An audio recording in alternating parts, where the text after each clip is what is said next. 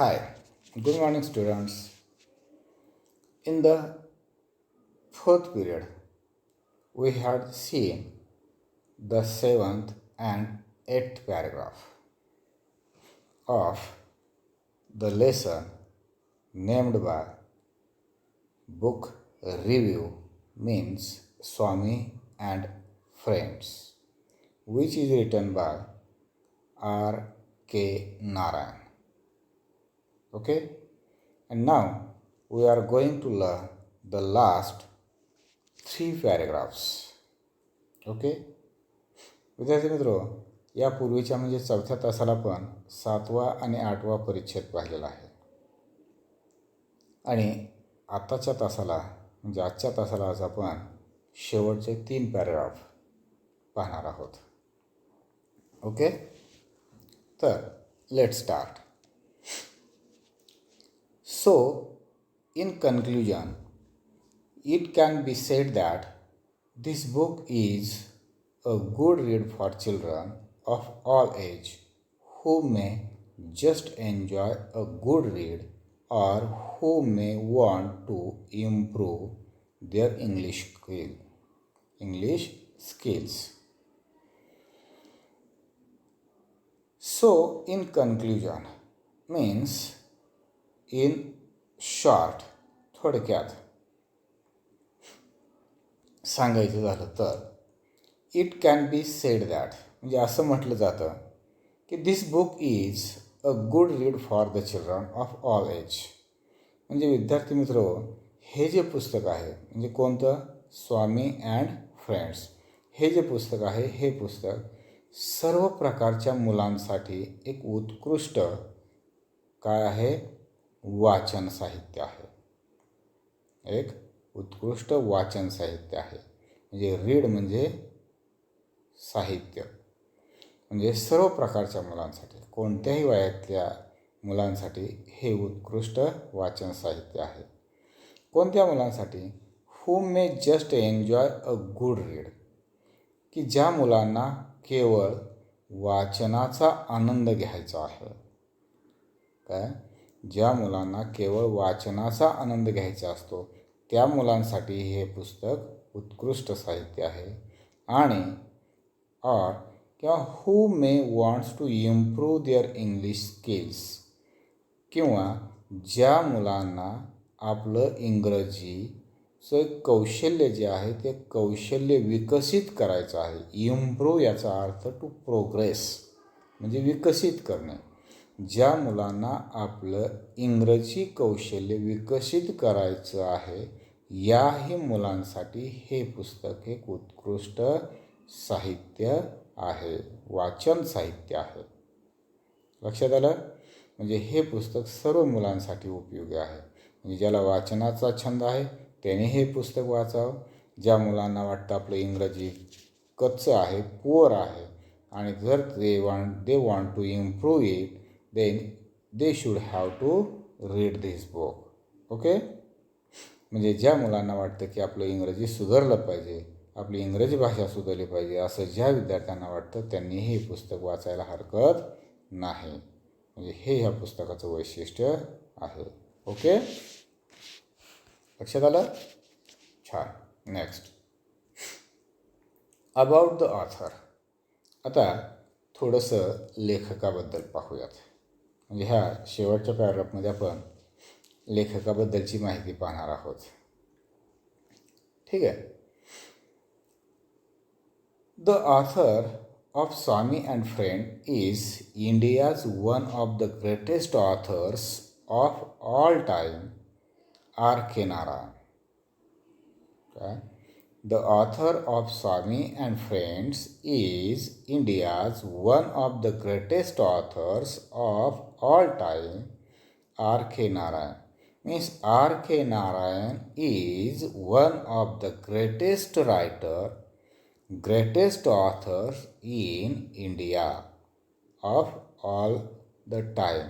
म्हणजे स्वामी आणि मित्र हे जे पुस्तक आहे या पुस्तकाचे लेखक जे आहेत आर के नारायण, हे आर के नारायण भारतातील सर्वकालीन महान लेखकांपैकी एक लेखक आहे. काय? R.K. नारायण हे कोणते? की ज्या R.K. नारायण यांनी स्वामी आणि मित्र या नावाचे जे पुस्तक लिहिले आहे ते R.K. नारायण हे भारतातील समकालीन सर्व महान लेखकांपैकी एक लेखक आहेत. लक्षात आलं? म्हणजे R.K. Narayan is the greatest writer in India. Okay. R.K. Narayan is responsible म्हणजे जबाबदार. R.K. Narayan is the responsible for many of the outstanding literary works India has ever produced. Outstanding याचा अर्थ व्हेरी गुड, एक उत्कृष्ट, चांगले. लक्षात आलं? R.K. Narayan is responsible for many of the outstanding literary works India has ever published. म्हणजे R.K. Narayan हे काय आहेत? R.K. नारायण यांनी एक मोलाचं योगदान दिलेलं आहे. कशामध्ये? इन द लिटरेचर म्हणजे वाङ्मयामध्ये. कोणत्या? इन इंडिया, भारतीय वाङ्मयामध्ये. इंडिया हॅज एव्हर प्रोड्युस्ड म्हणजे भारताने आतापर्यंत जेवढे साहित्य तयार केलेलं आहे त्या साहित्यांमध्ये या R.K. नारायण यांनी लिहिलेली जी पुस्तकं आहेत या पुस्तकांचे किंवा हे साहित्य जे आहे ते साहित्याचं एक उत्कृष्ट योगदान त्यांनी दिलेलं आहे. एक महत्त्वपूर्ण योगदान त्यांनी या कार्यामध्ये केलेलं आहे. म्हणजे भारतामध्ये जे साहित्य उपलब्ध आहे त्या साहित्यामध्ये R.K. नारायणांनी फार मोठं योगदान केलेलं आहे, दिलेलं आहे. म्हणजेच काय केलेलं आहे? तर हे जे साहित्य आहे या साहित्यामध्ये R.K. नारायण यांनी सुद्धा मोठ्या प्रमाणामध्ये साहित्य निर्माण केलेलं आहे. म्हणजे खूप साहित्य त्यांनी इथं तयार केलेले आहेत. म्हणून त्यांचं फार मोठं मोलाचं सहकार्य या भारतीय वाङ्मयामध्ये किंवा भारतीय साहित्यामध्ये आहे. Okay. And this book in particular capture a essence of India under the British ruling and the mind and life of the typical teenage kid. आणि हे जे पुस्तक आहे हे पुस्तक काय करतं आहे? कॅप्चर करतं आहे म्हणजे पकडतं आहे. या पुस्तकातून पकडलेलं आहे. पर्टिक्युलर्स म्हणजे विशिष्ट गोष्टी पकडलेल्या आहेत पुस्तकाच्या माध्यमातून. कोणत्या? द इसेन्स इसेन्स मीन्स काय? स्पिरिट. इथं शब्द लिहायचा राहिलेला आहे, लिहिलेला आहे. इसेन्स म्हणजे स्पिरिट म्हणजे आत्मा म्हणजेच सार.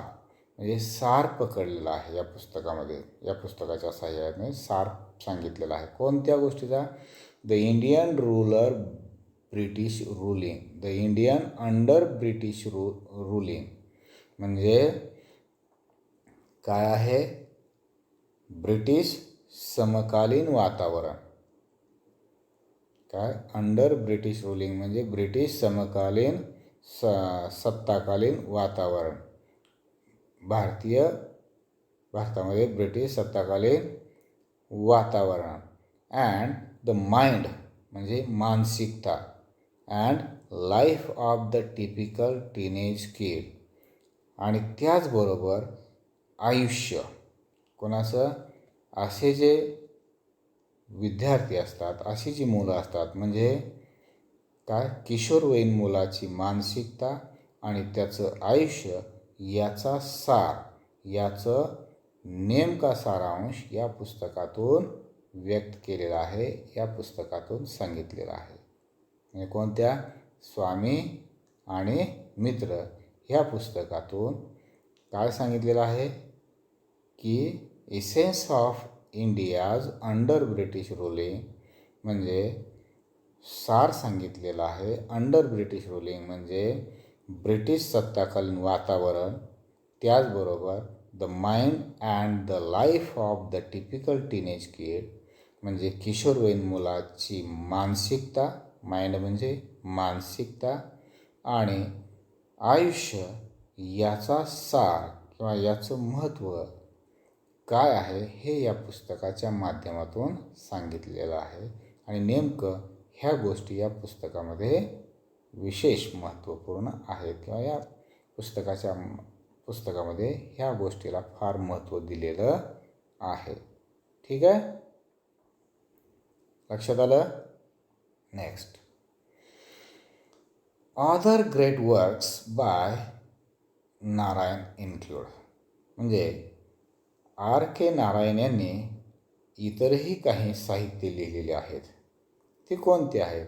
त्यामध्ये फर्स्ट मालगुडी डेज, म्हणजे मालगुडीचे दिवस, Malgudi days, the guide, the painter of science, हे सगळे काय आहेत? R.K. नारायण यांनी लिहिलेली साहित्य आहेत, पुस्तकं आहेत. And many more literary works such as, त्याचबरोबर त्यांनी इतरही काही साहित्य लिहिलेले आहेत. ते कोणते? The Ramayana, a shorten modern prose version of Indian epic, म्हणजे एक संक्षिप्त आधुनिक भारतीय महाकाव्य. एक संक्षिप्त आधुनिक भारतीय महाकाव्यामध्ये त्यांनी 2 लिहिले आहेत. कोणते? रामायण अँड महाभारता, म्हणजे रामायण हे त्यांनी शॉर्टमध्ये लिहिलेलं आहे, संक्षिप्त लिहिलेलं आहे आणि ते आधुनिक पद्धतीने लिहिलेलं आहे. आणि त्याचबरोबर महाभारतसुद्धा a shortened modern prose version of the Indian epic, म्हणजे एक संक्षिप्त आधुनिक भारतीय महाकाव्य जे आहे ते महाकाव्य जे महाभारत हेही त्यांनी लिहिलेलं आहे. ठीक आहे, म्हणजे अशा पद्धतीनं या R.K. नारायण यांनी साहित्य लिहिलेलं आहे. आणि हे साहित्य काय करतं आहे? भारतीय साहित्यामध्ये फार मोठं मोलाचं योगदान देत आहे. म्हणून